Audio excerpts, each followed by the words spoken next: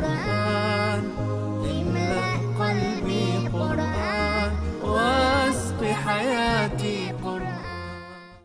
أعوذ بالله السميع العليم من الشيطان الرجيم. بسم الله الرحمن الرحيم. اللهم صل على سيدنا Muhammad وعلى آله وأصحابه وسلم. We thank Almighty Allah for keeping us up to today. We ask Him to shower His blessings on Prophet Muhammad sallallahu alaihi wasallam. We are on Nasfat half hour, a program aimed at enlightening us about the religion of Islam. Today, inshallah, we are looking at zakat, a neglected obligation. And to do justice to this topic is a teacher, a lecturer in Lagos State University in the foreign languages department, Ustaz Dawood Oniide. Ustaz Dawood Oniide is also a member of the National Mission Board of Nasfat. Ustaz Dawood, we want to say Assalamu alaikum to our viewers at home. Assalamu alaikum wa rahmatullahi wa barakatuh. Wa alaikum assalam wa rahmatullahi wa barakatuh. If we look at the title of our discussion for today, it will suggest that there are many obligations other than zakat. I want us to start with listing some other obligations for a Muslim aside zakat. Based on hadith of the Prophet that was reported by Abu Hurairah to have said, Buniya al-Islam ala khamsi, shahadatu an la ilaha illallah, wa anna Muhammadan abduhu wa rasuluh, wa iqamu salat, wa ita'i zakat, wa sawmu Ramadan, wa hajjul bayt. Meaning, Islam was built on 5 pillars, testifying that nothing is worthy of worship except the Almighty Allah alone, and Muhammad is messenger, and observing regular prayer, paying zakat, and fasting in the month of Ramadan, and going to the pilgrimage, whoever can avoid it. Based on that hadith, we can now understand that the pillars of Islam, based on 5 pillars, as mentioned, as enumerated by the Prophet. The number 1 is testifying that nothing is worthy of worship except Almighty Allah, and observing regular prayer. The second one is observing regular prayer, while the third one is paying zakat, and the fourth one is fasting in the month of Ramadan, the way we are doing now. And the last one is pilgrimage to the Mecca. Those are the 5 pillars of Islam. They are the principle of Islam. They are the fundamental principle of Islam. And that's why it is obligatory upon all Muslims, both male and female, to carry it along whenever it's alive. Those are the 5 various obligations for a Muslim. Now we want to look at zakat. What is zakat? We want to look at the literal meaning, the technical meaning, and references from the Quran, Hadith, and others. Zakat is an Arabic word, and it can be defined from 2 perspectives, from literal meaning and from technical meaning. The literal meaning, zakat simply means purification, growth, blessing. That is literal meaning. But from technical meaning, zakat is a payment prescribed by the Almighty Allah to all Muslims, both male and female, whenever it is worth reach what is known as nizar. That payment must be distributed to a particular set of people in the community. Zakat, as we said earlier on, that it is one of the pillars of Islam, based on the hadith that we read at the other time. It is very compulsory in Islam, to extend that the Almighty Allah mentioned it in the Quran in 30 times, and combine it together with salat to show that as salat is important, as well zakat is also important. That's why Allah combine it together. And neglecting the zakat, payment of zakat, is also as if somebody who neglecting praying obligation prayer. That's when it will be considered as out of Islam. Likewise, zakat, whoever refuse paying zakat will be also considered as somebody who Islam is not completed. That is why it's one of the reasons that Abu Bakr, when he was alive, waged war against those who refused to pay zakat when he was Khalifa. He wage war against those who refuse to pay. Listen, by that, zakat is very compulsory for all Muslims. And there's a lot of references in the Quran where Allah mentions zakat. As I said earlier on, if you go to Quran chapter 19, verse 19, Quran chapter 2, verse 43, Quran chapter 18, verse 74, and so on and so forth. Those are the references to the Quran, and a lot of hadith as well can back it up that zakat is very, very compulsory in Islam. Thank you very much, Ustaz. You mentioned that zakat was mentioned alongside salat in a couple of portions in the Quran.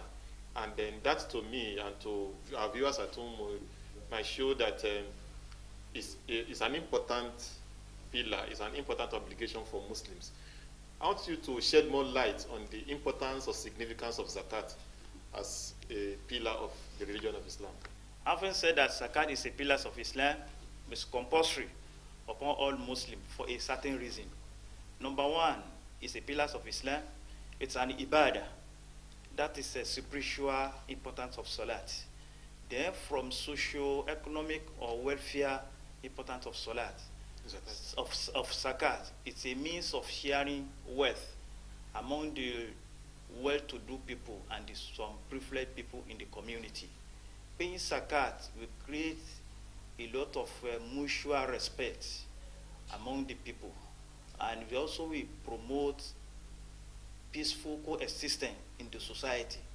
Paying zakat to the privileged one to establish his own will definitely improve the life standard of the privileged one. Those are the importance of zakat. As I said earlier on, that is also is a means of purification of wealth, and it also is a means of seeking for blessing from the Almighty Allah. For someone who pays zakat regularly, Allah will bless his wealth, and he will protect his wealth from any kind of calamity. Now, we want to look at the conditions, what the Arabic term is shurut. What are the conditions before zakat, or someone will be liable to pay zakat? The conditions of zakat are so numerous. Number one, being a Muslim. Zakat is compulsory for only Muslim. Somebody who is already out of Islam, zakat is not compulsory for him or her.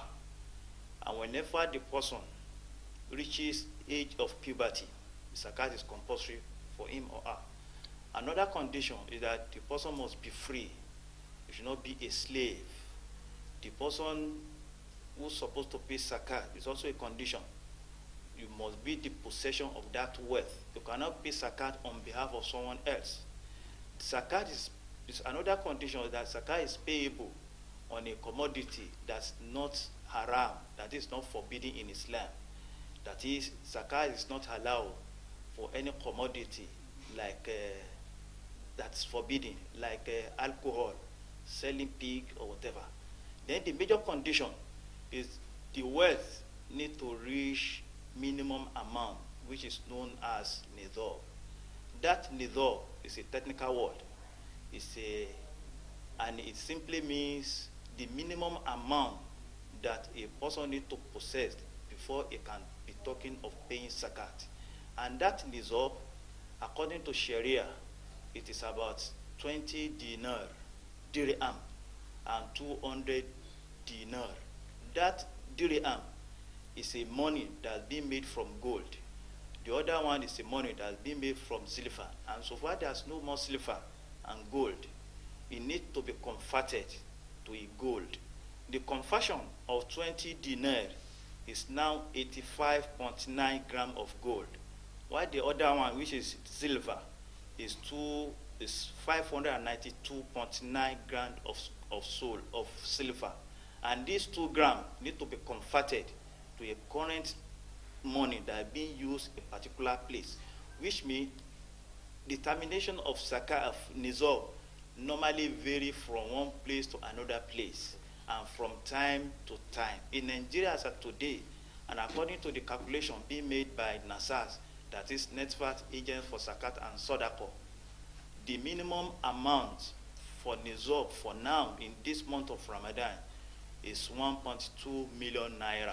For somebody who wish to pay zakat, need to possess of at least minimum amount is 1.1 million naira.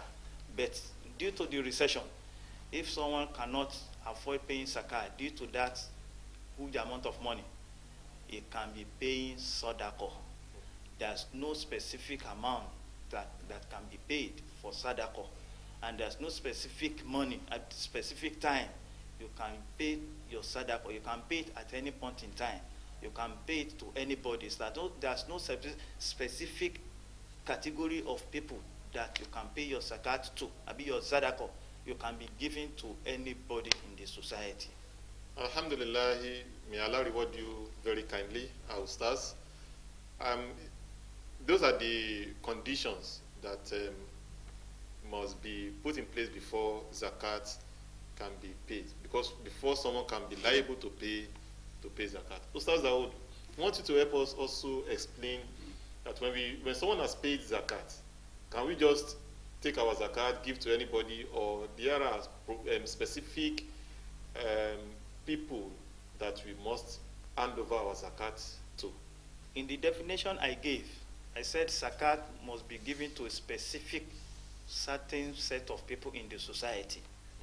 Based on that, when we look at the Quran chapter 9 verse 60, Allah mentioned 88 category set of people that can be recipient or beneficiary of zakat. Allah says in that verse, إنما الصدقات للفقراء والمساكين والعاملين عليها والمحالفات قلوبهم وفي الرقاب والغامرين وفي سبيل الله وابن السبيل فريضة من الله والله عليم الحكيم. Those are the 8 set of people that can benefit from zakat.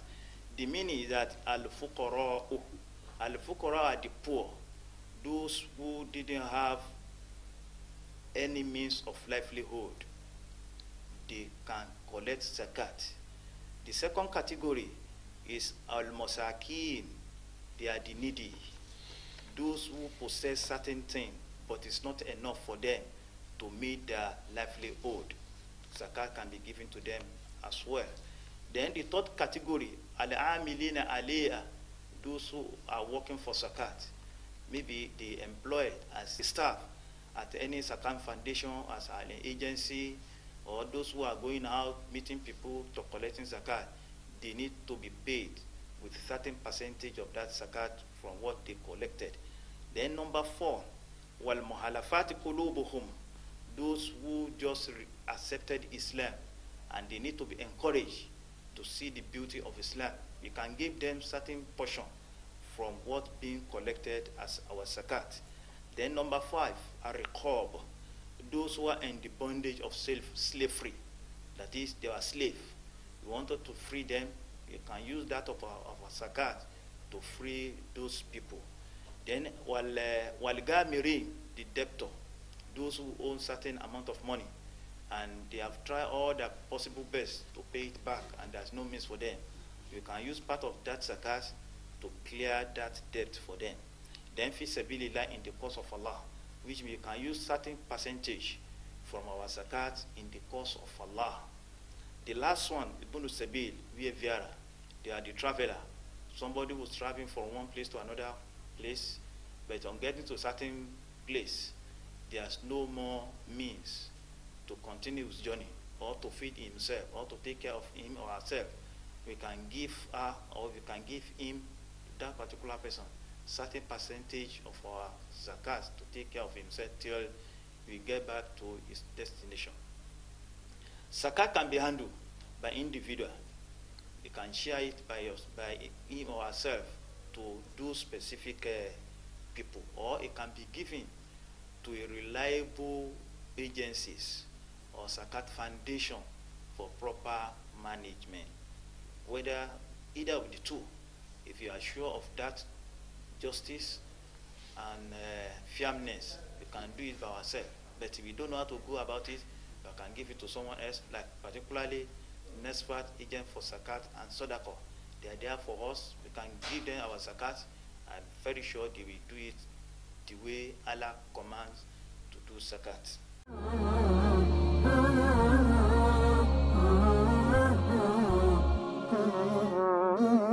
رحمن يا رحمن ساعدني يا رحمن اشرح صدري قرآن املأ قلبي قرآن واسق حياتي قرآن. Now, so far, Ustaz has been able to enlighten us on zakat, and there's no doubt that zakat is the issues about zakat is very well explained in the Quran, Hadith, and in the sources. But the question now is why, even with all this knowledge, all this plethora of literature we have on zakat, people still neglect zakat. What are the reasons that we can adduce for these acts of people in terms of zakat? From your introduction, some scholars see zakat as neglected pillars of Islam. And the reason for that is that when there's no proper information about zakat for the donor, people will see zakat as something that's not important in Islam. You are right, it is very, very important. And at the same time, some people see zakat as a sadaqah. They don't see it as one of the pillars of Islam.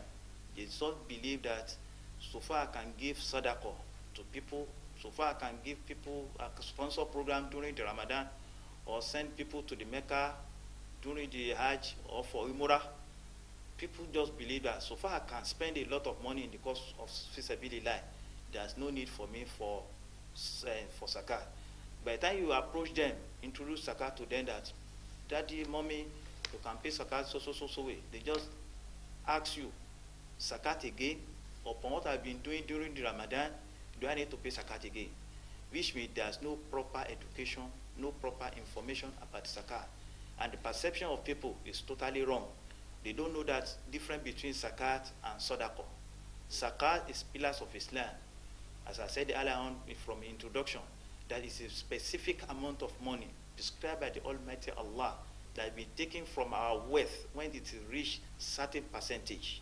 And this percent should be distributed to a certain set of people. But in case of sadaqah, it's not like that. You can take any amount without any rule and regulation. You can take it whenever you want, and it can be distributed or it can be given to anybody. There's no restriction in distribution of zakat. Zakat need to be paid at least when your monies be with you, is with you at least for a year.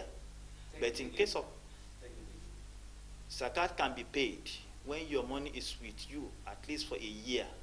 But in case of sadaqah, there's nothing like that. You can pay it at any point in time and can be given to anybody of your choice. That is the difference between, that is perception of people. And the people don't know that zakat, sadaqah, is just like a nafila for somebody who just entered the mosque and it's not already time for the prayer. You can observe your prayer as many as possible. That's one. It does not neglect you from performing your regular prayer. When it's already time for that prayer, we not say that I've observed a lot of nafila. There's no need for me to observe Zuri or Asr prayer. There's nothing like that. Whatever you spend the course of Allah during the Ramadan, no matter how many people you send to the Hajj, it is all sadaqah. It is all nafila. It is now remain for you to observe a bit to complete your pillars of Islam, which is zakat. It is very obligation. It is compulsory. That's why I said earlier on that Allah mentioned in the Quran in 30 places and combine it together with salat. Just as for somebody who neglects salat, that is not praying salat, that one that can take him or her out of fold of Islam. You cannot recognize as Islam. Because the difference between Muslim and non-Muslim is observing that prayer. And for someone also neglecting paying zakat can also be recognized as not a complete Muslim. And that's one of the reasons why Abu Bakr waged war against those who refused to pay zakat when it was during his regime. So zakat is very, very compulsory. For anybody neglecting, it is part of our scholar as well, our responsibility to sensitize people, to share information, to let people know the difference between zakat and sadaqah, and to let people know the importance of zakat, and to let them know the punishment that are waiting for those who refuse to pay zakat at normal time. It is part of our responsibility as a scholar to educate people. May Allah make it easy for us to know our rights and do it at normal time. Thank you, Ustaz. You spoke about sensitization. Can you please shed more light on how effective is this sensitization done by our scholars and okay, concerning the issue of sensitization. sensitization and dissemination of knowledge about zakat, Nasfat as a case study, that is Nasfat agent for zakat and sadaqah. We normally distribute our zakat in the first month of Muharram and in the Ramadan as well. We are going. Nasfat is going to do another one next Saturday at Surulere. They normally distribute pamphlets talking about salat, talking about the zakat. They give it to a lot of donors, a lot of people working at a corporate environment, so that they can know about zakat, how to calculate their wealth, and they normally put their address to that whoever need information about zakat can approach their office. The GM is there, the operation manager is there. The operation manager normally go out, visit a lot of people, educating them how to calculate zakat, how to distribute zakat. That is what a lot of society need to be doing, and a lot of society have been doing it. Not Nasfat alone. There's a lot of foundations, zakat foundation, TMC has its own, and Sarudin has its own. A lot of they have been doing it. The reason why I said that there's need for information and dissemination of knowledge about zakat, and I'm very sure the people have been doing it. A lot of people have been responding to payment of zakat, unlike before, when people don't know how to calculate zakat, to be distributing zakat. There's a lot of improvement, because at each time Nasas have distributed at 8 million before. They have distributed 10 million during the disbursement of zakat. Unlike before, it's never happened like that. That's it. I'm very sure so far, whenever Afa can still do more, we can still get more improvement on payment of zakat, distribution of zakat, no knowledge about zakat. Now, Ustaz, we want you to also look at do we have any correlation between zakat and tax? The little correlation between the two, and there's a lot of wider gap between the two as well. Zakat is pillars of Islam, while tax is not pillars of Islam. It's a man-made law, just to elevate or to provide social amenity, or to ease the hardship of the people, or to provide job for the people. But zakat is a pillars of Islam, mandated by the Almighty Allah to all Muslims, either male or female. There's a lot of, and people believe that some people don't understand Islamic teaching properly. They just believe that so far I've paid my zakat, I've paid my tax. Do I still need to pay tax again? I've paid zakat again. You need to pay zakat. Zakat is the pillars of Islam. You are paying it to worship Allah. It's an act of ibadah. Why the other one is not act of ibadah? Your reward will be on this world, on this head alone. Why the other one, which is zakat, you will get your reward in this world and the hereafter as well. And whoever refuses to pay zakat in the day of judgment, Allah said, Allah will turn their wealth to snake, and that snake will be biting them, saying, Anakan Zuka, I'm your treasury, I'm your wealth that you refuse to pay my zakat in me. I'm here today to bite you, to punish you till that person will die again. Alhamdulillah, for about 20-25 minutes or thereabouts, Ustaz Onidia has been enlightening us about zakat. We thank him very much for coming. We pray that Allah subhanahu wa ta'ala will reward you. And for our viewers at home, there's no doubt that we would have learned a lot about zakat as a neglected obligation. It is a very, very important obligation that if you do it in the exact manner that Allah subhanahu wa ta'ala has prescribed, our society will be better for it. Until we meet next time for another episode of Nasfat Afawa, I am Uthman Animasham saying Salamu Alaikum wa Rahmatullahi wa Barakatuh.